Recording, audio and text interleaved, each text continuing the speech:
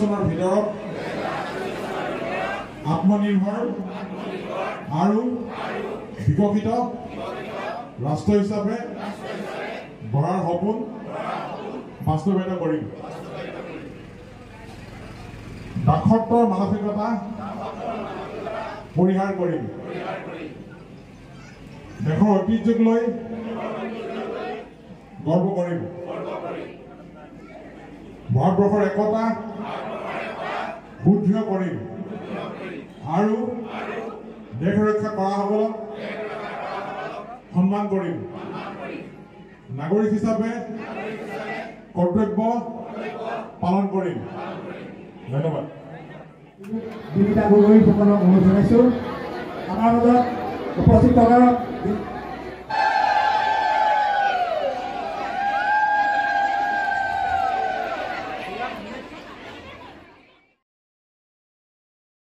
আমাৰ মাজত ডিপাৰ্টমেণ্ট নিশা গৌৰৱলৈকে থাকিব।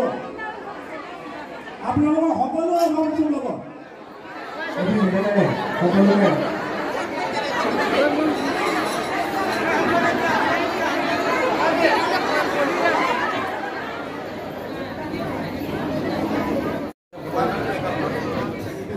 ৰেচন যোগান ধৰি থকা হৈছে মাহে মাহে।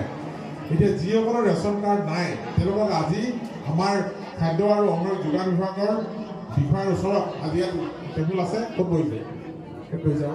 গতিকে সেই টেবুল আছে খাদ্য আৰু অন্ন যোগান বিভাগৰ, সেই টেবুলত আবেদন কৰিবলৈ অনুৰোধ কৰিছোঁ। কিন্তু তাতে সেই কথাত মন কৰি ল'ব, যিসকলৰ ঘৰত চাকৰি আছে বা যিসকলৰ এনুৱেল ইনকাম 4 লাখ টকাৰ ওপৰত তেওঁলোকে ইয়াৰ কাৰণে বিবেচিত নহ'ব। 4 লাখ টকা ইনকামৰ তলৰ যিসকল আছে তেওঁলোকে ইয়াৰ বাবে আবেদন কৰিব পাৰিব। গতিকে সকলোৱে যাতে আবেদন কৰে তাৰ কাৰণে আমি আহ্বান জনাইছোঁ, সকলোকে আবেদন কৰিবলৈ অনুৰোধ কৰিছোঁ।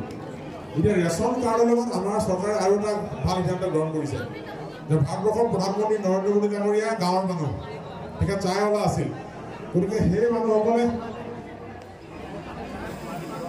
আবেদন হেল্ল' আবেদন নিদিবা এতিয়া বন্ধ কৰা, মই কৈ লওঁ অলপ পিছত হ'ব।